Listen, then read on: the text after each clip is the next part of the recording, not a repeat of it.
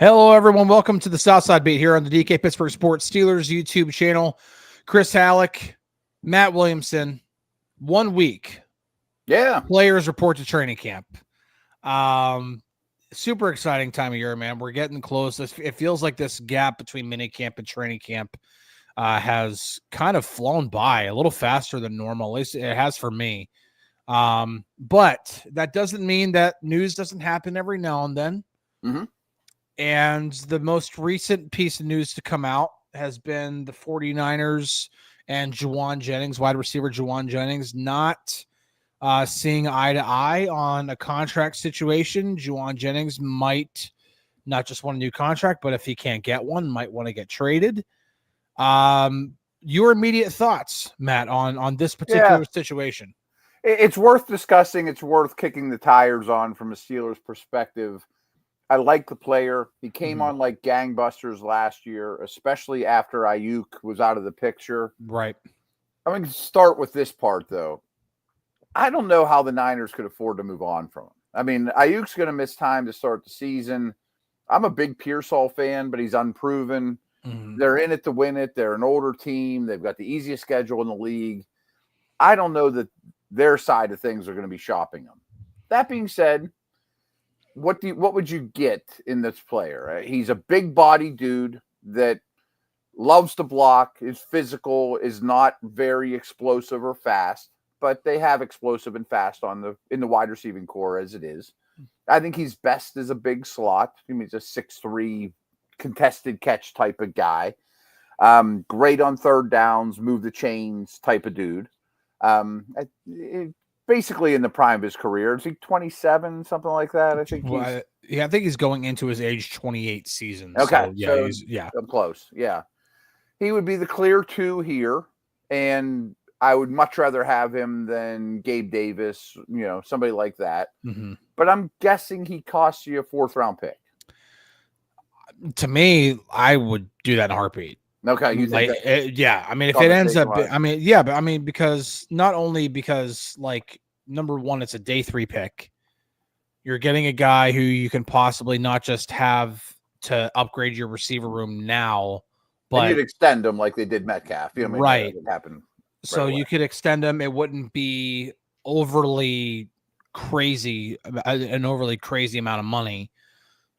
So why not? I mean, again, when you talk about the Arthur Smith offense, you need another outside receiver. Not saying DK Metcalf can't block, but that's also not what you paid him $150 million for. Yeah, you didn't pay him to be a really big contributor in run blocking. You paid him to be the guy who can win on the outside all the time.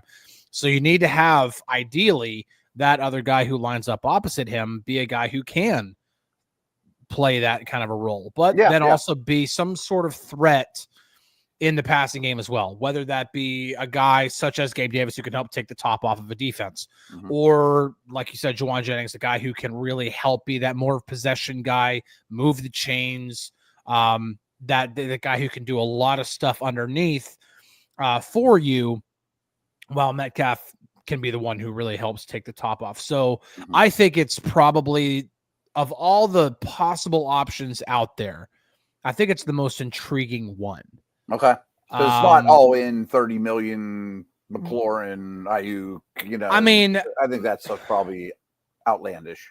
I mean, yeah, in a real world, if you know that the Commanders are going to shop him, I'd go all after McLaurin. But what are do you really, after the way things went down last summer, do you really want to get into another situation in which it's a receiver who's looking for a new contract, who is absolutely will use and is given permission to use the market to help negotiate pretty much. Right. And then you put all your eggs in that basket and you end up swinging and missing again.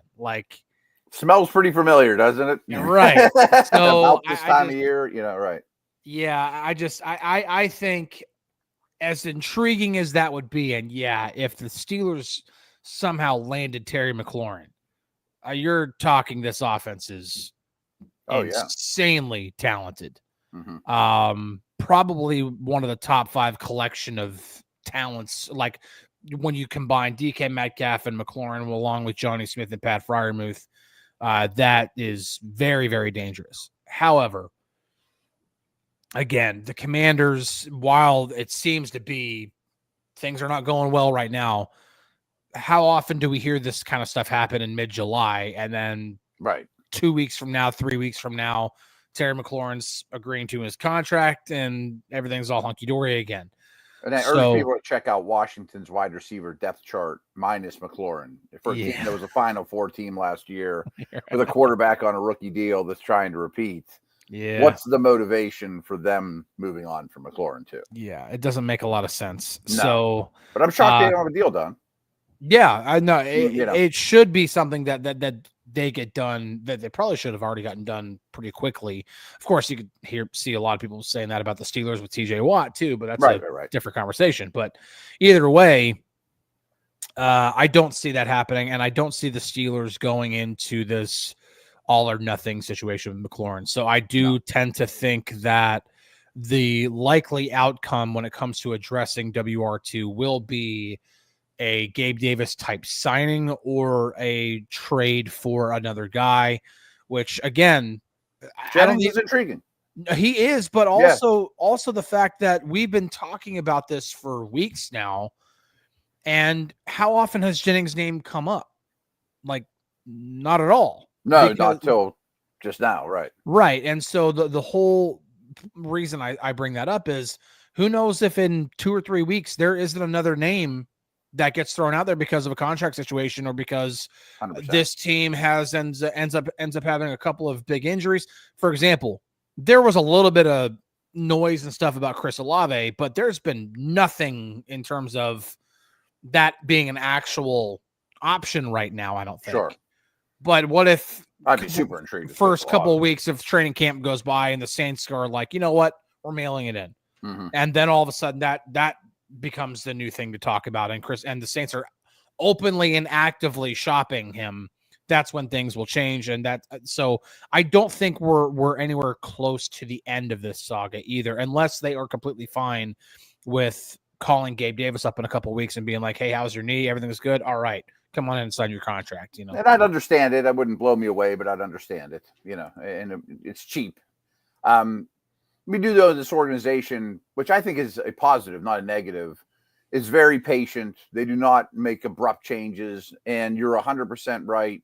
Between now and when they snap the ball in New York against the Jets, there will be a lot of players at a lot of positions more available than they are right this minute. And the name I keep coming back to, and I wish he was a little bit bigger, but we know they had talks last year, is Christian Kirk. Yeah. They drafted 2 pretty promising guys in Houston, and Kirk's only on a 1-year deal. They traded a 7th-round pick for him. Maybe they could flip him for a 5 or whatever and profit on the move with ever not even like touching him. I wish he was 6'3" like Jennings, but he's a good football player, you know? Yeah, he is.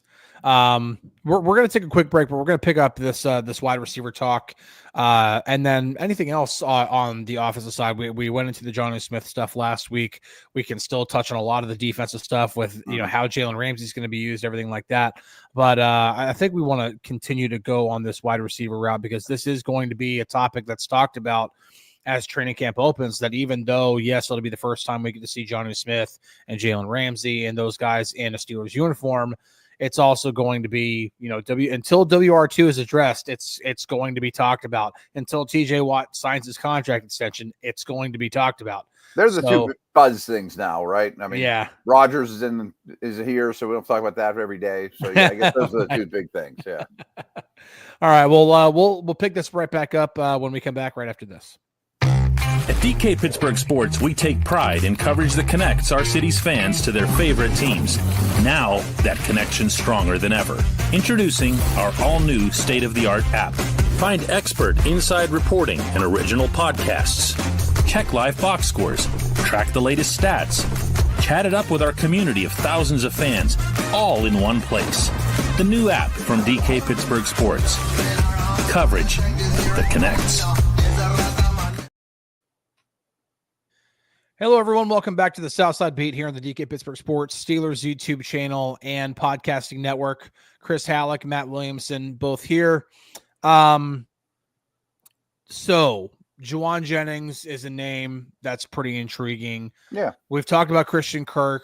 Romeo Dobbs has come up a couple of times.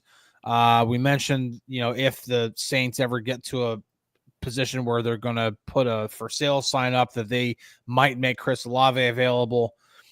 Are there any other names? Like, for example, you mentioned the Texans. If they don't want to give up Kirk, I understand that, they drafted 2 receivers and that room is now very, very crowded. Mm-hmm. Is there another guy from that team? Like, I think of Mechie when I think about like guys who could possibly be available if they are going to subtract from that room. Would you be interested in a guy like that? I don't think he moves the needle enough for me. I mean, I think, well, let's get this out of the way. I feel like, and I assume you agree with me, but let's make sure we are on the same page. There's only really room for one more wideout. 1,000%. Yeah. I mean, if it means Robert Woods losing his job, I don't care. But I mean, there's still really only one available spot. There's one seat at the table here. So I want to make it count more than Mechie. Like, I don't know if Mechie's any better than Woods or if he's any better than Roman Wilson. I liked him coming out. He's a good story that he overcame all the medical stuff he has that were non-football related. But he's never moved the needle down there enough, even when their receivers were banged up, that one doesn't blow me away. I keep coming back to Davis as my baseline. Davis or better. Davis are better to me. And I don't love Davis, but he's free and he's fast and he's big. Yeah. Well, the point you brought up there with Mechie and like, if you're only going to add one more guy, because when you go through and you look at the receiver room, if and when they do sign a WR2, you're looking at DK Metcalf, WR2, Calvin Austin, Roman Wilson. We're at 4. Right. And Ben Skoronek's making the team. He's a very good special teamer. He's a gunner. He's making the team. Right. And he's on a 2-year contract. They didn't sign him to a 2-year contract to possibly cut him in training camp. Yeah. So they could keep 6, but it's going to be 5 or 6. But see, that's the thing. Like, yes, they've kept 6 in the past before, but when the last time they kept 6, I don't think they kept 4 tight ends. Definitely not. Right. So, and they're going to keep 4 tight ends. Like, I think there's a really, really good chance they do that. I have a hard time thinking that the decision would be essentially Robert Woods or Scotty Miller over Connor Hayward. Right. That would make some sense. They're so strong at those other 3 tight ends. Maybe they can keep 3 and have some young dudes on the practice squad. But you mentioned those 3 names. Hayward's the only one that's good on teams or it gives you anything on teams, and that's going to be important. So I would imagine 5 is the magic number. And I definitely think 4 tight ends is likely. Hayward's probably fighting the possible fullback, Oh, yeah. Yeah, because that could throw a wrench into things, too, if they were to happen to keep a fullback. Right. It's really hard to keep 6 receivers. Yeah, for sure. Because once you start thinking, okay, they can keep 6 receivers. But again, I think the last time they did, if I'm not mistaken, was 2022. And I think Gunnar Olszewski was like one of those guys who just made the team because of what he was doing in special teams and in the return game and everything. Obviously, that did not play out the way they wanted it to. But either way, that's still just the route they went. I don't see them guy in the roster. We didn't expect him to be Jerry Rice, Yeah. So like I just don't see 6 receivers making the team. And especially with the way Arthur Smith wants to run the offense, there's going to be a lot of 12 personnel, a lot of 13 personnel. The 11 personnel stuff is probably going to be limited to, primarily just passing downs. So yeah, they were basically last in the league at targeting what they'd call wide receiver number 2 as well. Right. I mean, it's not as featured here. I'm not downplaying it, but you can't lose wide receiver 1 then. No, for sure. That's the thing. Yeah, you can't lose wide receiver 1, but then also I do think that there is an offense that Arthur Smith would run if he were to get a legitimate WR2, because we've seen it in the past. Yeah. It's been a while, but we've seen it in the past, right? Right, because when he obviously was offensive coordinator of the Titans, he had A.J. Brown and Corey Davis, and Corey Davis sometimes is it's kind of a forgotten receiver, but I think he was just a few like less than 20 yards or something like that, short of 1,000-yard season. 2020. Like I think he was a very draft. productive. I mean, he had a pedigree guy, and he was a good football player. Right. So I do think that it's going to be addressed. Obviously the big question then is, where do you go? But I think the difference between last year and this year when it comes to the situation is that it's not looking like, because even like kind of early in training camp, it still kind of looked like it was Ayuk or nothing.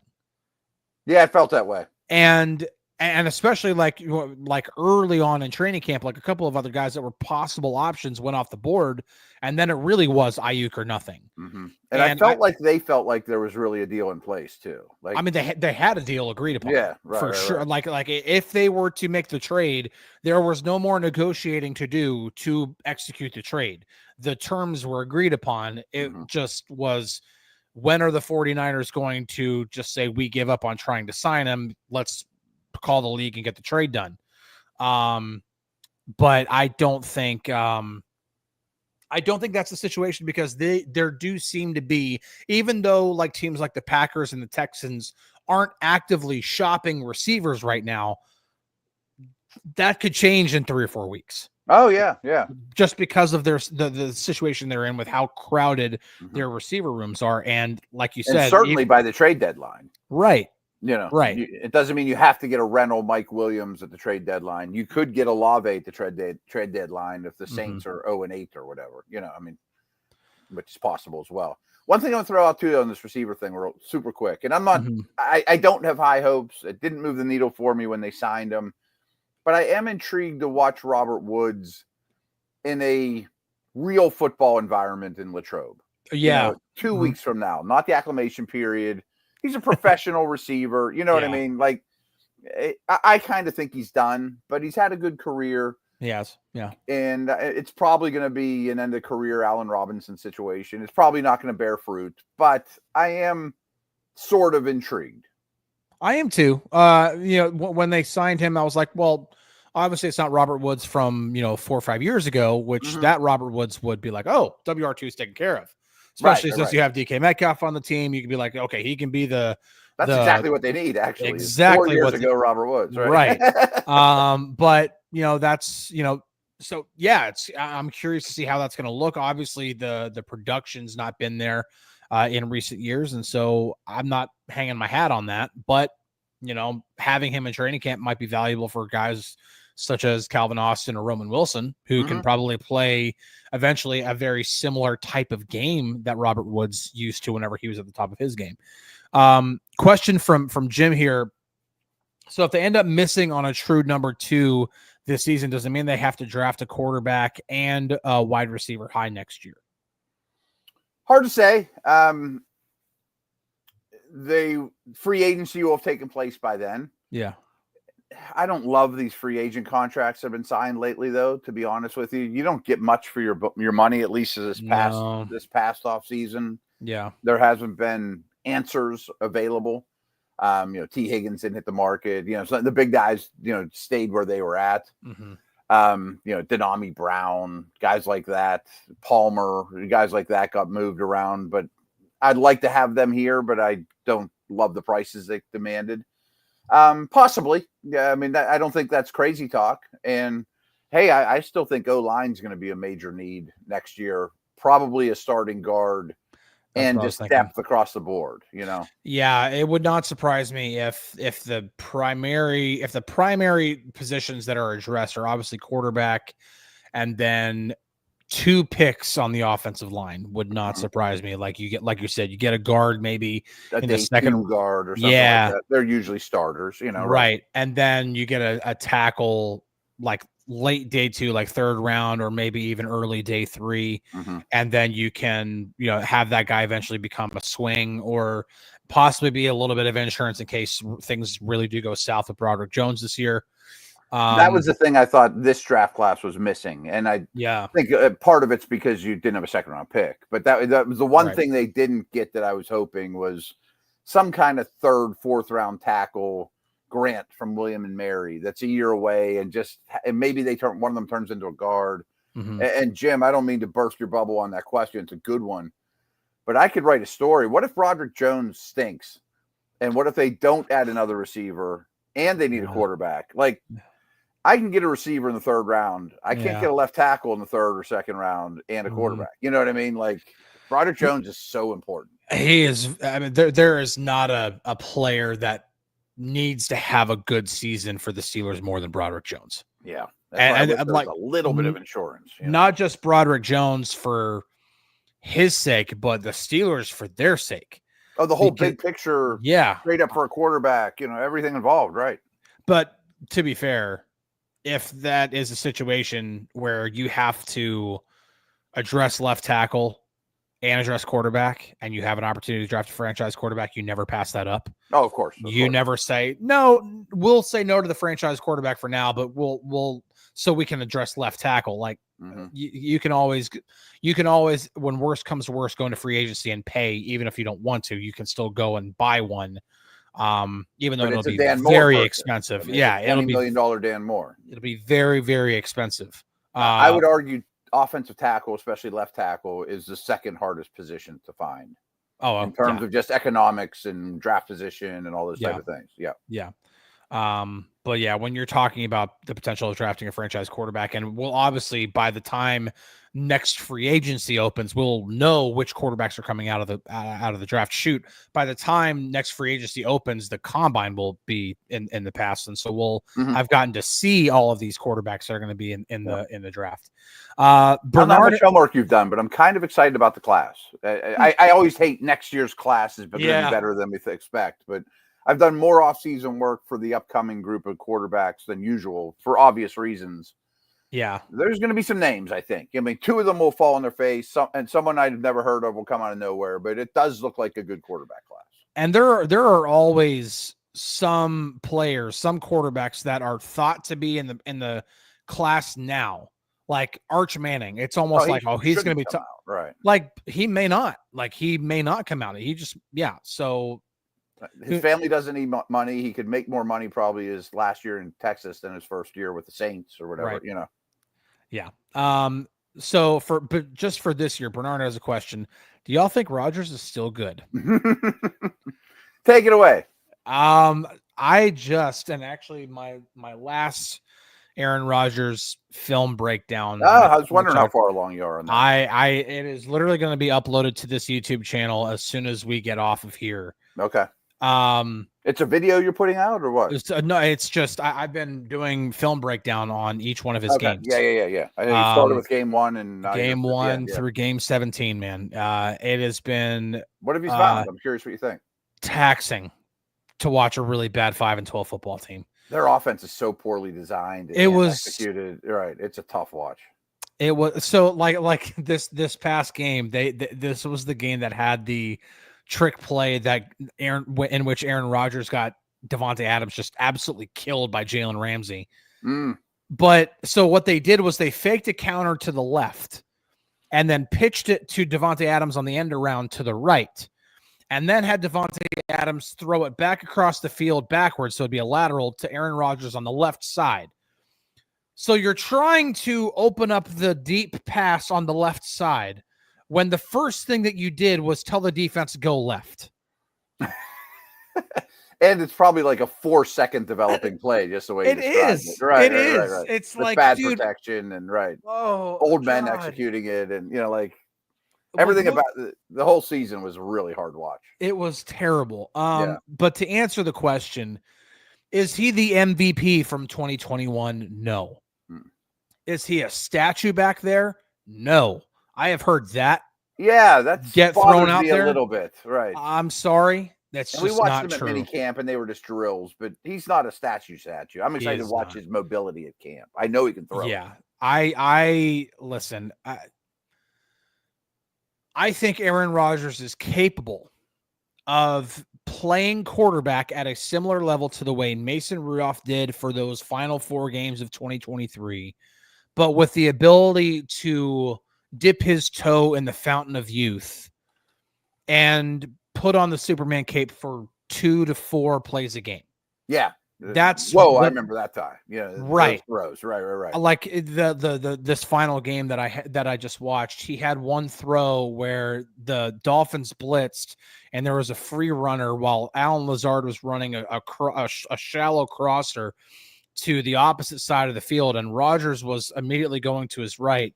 He stopped with a dude in his face and threw off of his back foot.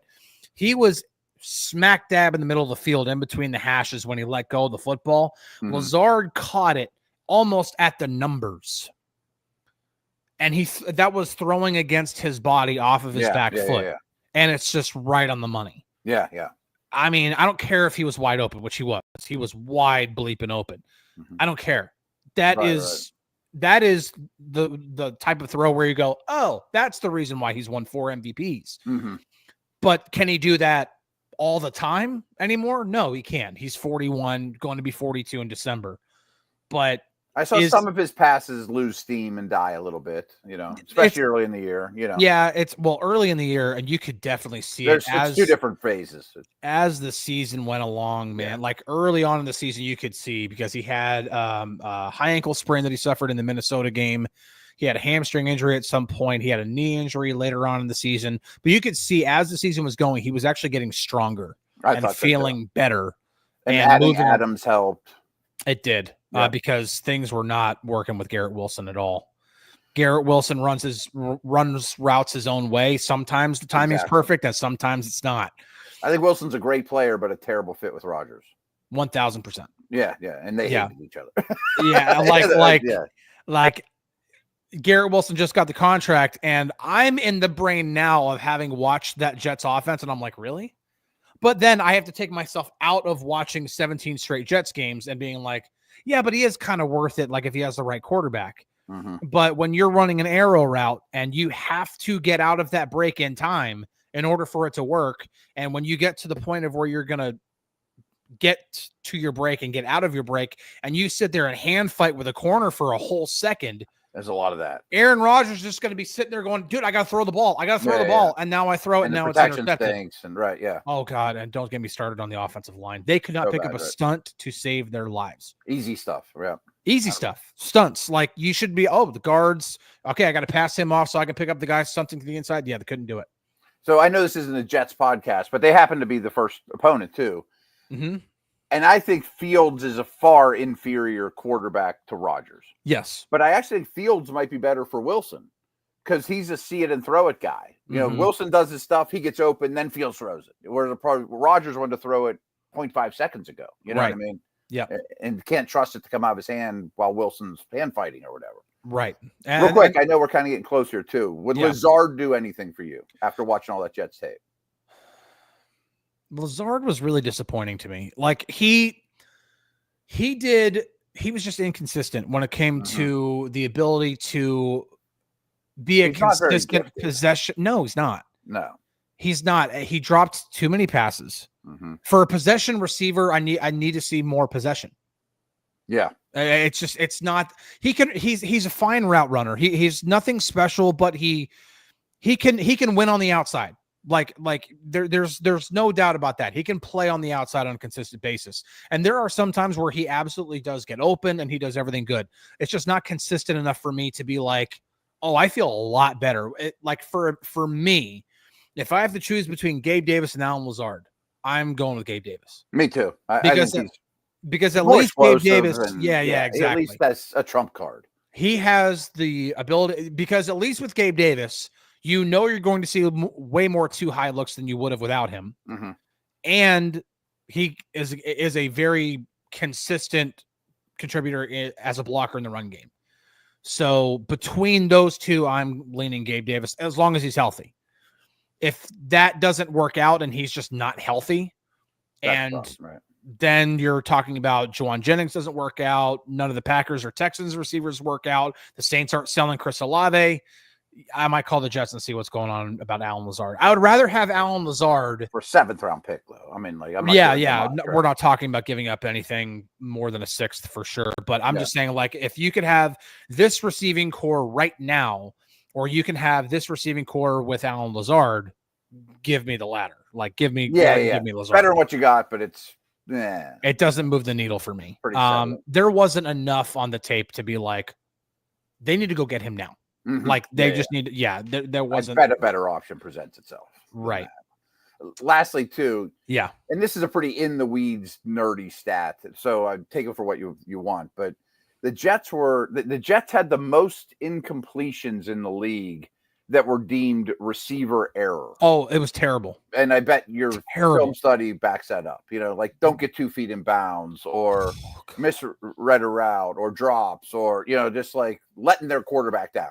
I mean, like Rodgers and Garrett Wilson could not complete a back shoulder pass. They just couldn't do it. And Rodgers like the best ever at doing that. Right. So, which is wrong here. You know what I mean? He invented it. Right. So it's like, and then it's like, I remember one game, they tried it twice with Garrett Wilson. I don't remember which game it was, but it's earlier in the season. They tried it twice. And one time it was just, he caught it and didn't get both feet down. And then the other time he just turned around way too late. Later in the game, he goes to Mike Williams, who we know about the issues with Rodgers and Mike Williams. Yeah. But it's completed just like that because Mike Williams knows how to do it. Mm-hmm. And then when Devontae Adams gets acquired, that's where he goes for all the back shoulder passes. And that's just, and you could tell through the timing and everything, oh yeah, they've done this a million times, and they did do it quite a bit. I'm older than you. I never heard back shoulder pass until he was doing them to Jordy Nelson. I felt like he invented the back shoulder pass. If he wasn't the guy who actually invented it, he was the guy who pioneered it. And announcers are saying that on the air on Monday Night Football. I'd never heard that before. Right. But it's true. But yeah, not just receiver, honestly, probably his most consistent. And I'm talking about consistent in terms of ability to run routes, ability to get open, not dropping passes, all of that. It was probably Ty Conklin, to be completely honest. I don't doubt that. I actually think it's funny. I'm going to get too nerdy, but I think he's a nice little pickup for the Chargers. He's not a bad player. Yeah. No, he's not. I thought I watched that and been like, I always thought he was probably like bottom tier 2 or really, really high tier 3, like top of tier 3 in terms of where the tight ends rank in the league. Yeah. And been a very useful Steeler last year. That's what I saw. Yeah. Okay. Yeah. And so, because Garrett Wilson, yes, absolutely explosive, and sometimes he turned that little quick out in the quick game into a 25-yard game because he can make a man miss because he's just Garrett Wilson. He can do special things with the football. Talent, right. But in terms of consistency with timing routes and everything like that, it wasn't there. Allen Lazard, not enough possession for a possession receiver. Mm-hmm. Adams is really good. Adams is really good, but there were even times where, like, if it was an option route, even Rodgers and Adams weren't on the same page. Where one time Adams did a stick when Rodgers absolutely thought he was going to run a straight out because it was man coverage, and usually in those options you have, if it's man, you run away from the man, not do a stick, and it was a miscommunication. But overall, yeah, that was the best connection in terms of explosive versus consistency. And then their running backs just could not catch the football. There were so many drops by Breece Hall. It was Braylon Allen's terrible in the passing game too. Very, very bad. So you probably got this impression too. Part of me when I'm watching them is like, what is this offensive coaching staff doing all week? And what's practice? What's a Thursday in New York right now? Like, are they doing anything, or are they having a pizza party? Right. It's the offense, like I like there's so many times where it's 3rd and 5, and the concept that's called, there's nobody 5 yards from the line of scrimmage, they're all 20 yards downfield. Like, what play call are you calling here? Why are the guy that's a master of the quick game, and you play to your quarterback strengths a little bit too, and your protection. Like, you can't protect, and what are you doing? Oh, yeah. Well, it got to the point, Rodgers literally got to the point last year where if he didn't have his first read, he's either checking it down, or if he had a lane, and you could see it more often throughout the season, or like as the season went on, because he was getting stronger, you could see him then just, I'm taking off. I'm going to get out because hopeless play. Yeah. Right. That's the last thing he wants to do. Yeah, that he didn't want to do that. When there were some times which he did feel, and correctly feel, that they gave him a clean pocket, and lo and behold, most of the time when that happened, he was able to play quarterback pretty well. Yeah. But of course, the big concern there is, can the Steelers provide that for Aaron Rodgers? Sure. Or is it going to be, okay, this is just going to turn into a quick game where it's first read if it's not there, because I don't want to get smacked 10 times a game. Yeah. He's not walking into a perfect situation here either. It's not Bill Walsh and Rice and, right. Right. But Randy says Garrett Wilson could have been much better, but he wasn't reading the same book as Aaron Rodgers. No, they were not on the same page. Different styles. Very, very different. I actually do think it can work better with Justin Fields, like you said, because Justin Fields is not a timing quarterback. Aaron Rodgers is. And that is a legitimate concern to me about DK Metcalf, because Metcalf is not. He's closer to Wilson in his career than he is Adams. Right. And in his career.